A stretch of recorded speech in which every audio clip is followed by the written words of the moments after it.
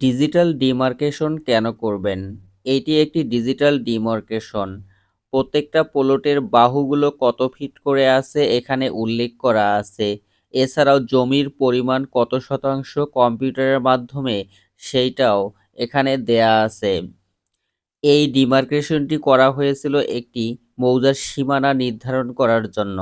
এখানে ৩টি মৌজার সিট একত্রিত হয়েছে। ৩টাকে ৩টা কালার দিয়ে দেখানো হয়েছে যে একটি আকাশি কালার, একটি বেগুনি কালার এবং একটি নীল কালার।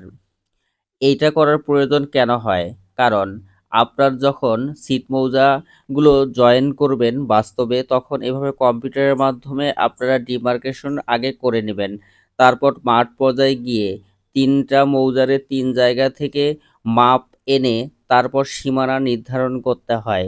ডিজিটাল ডিমার্কেশন যদি করা থাকে তাহলে মাপ শুরু করার আগেই ক্লায়েন্টকে এরকম শিট আপনারা বুঝে যদি দিতে পারেন তাহলে তারা স্বাচ্ছন্দ্য বোধ হয় এবং এইটা অন্য আমিনদারাও চেক করতে পারে। আপনি যে সঠিক কাজ করতে পারেন তার প্রমাণ হিসাবে আপনি তাদেরকে এইটা দিবেন।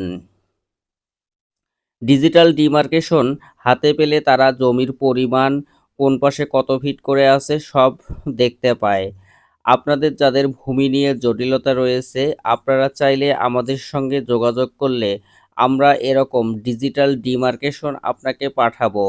তাহলে আপনার জমি এবং আপনার পাশের জমির যে ব্যক্তির জমি রয়েছে তার বাহুগুলো কত ফিট করে আছে আপনি জানতে পারবেন। 100% সঠিক আপনি তখন আপনার জমিটি প্রাপ্য অংশ বুঝে পেতে সুবিধা হবে। কোনো আমিন বা দেওয়ানি আপনাকে প্রতারণা করতে পারবে না। ডিজিটাল ভূমি জরিপ ও জমি সংক্রান্ত আইনি পরামর্শ পেজ থেকে আমি বরাবরের মতো আপনাদের সঙ্গে ছিলাম আতিক হাসান মণ্ডল লেবু, সিভিল কোর্ট কমিশনার, জেলা ও দায়রা জজ আদালত, গাইবান্ধা।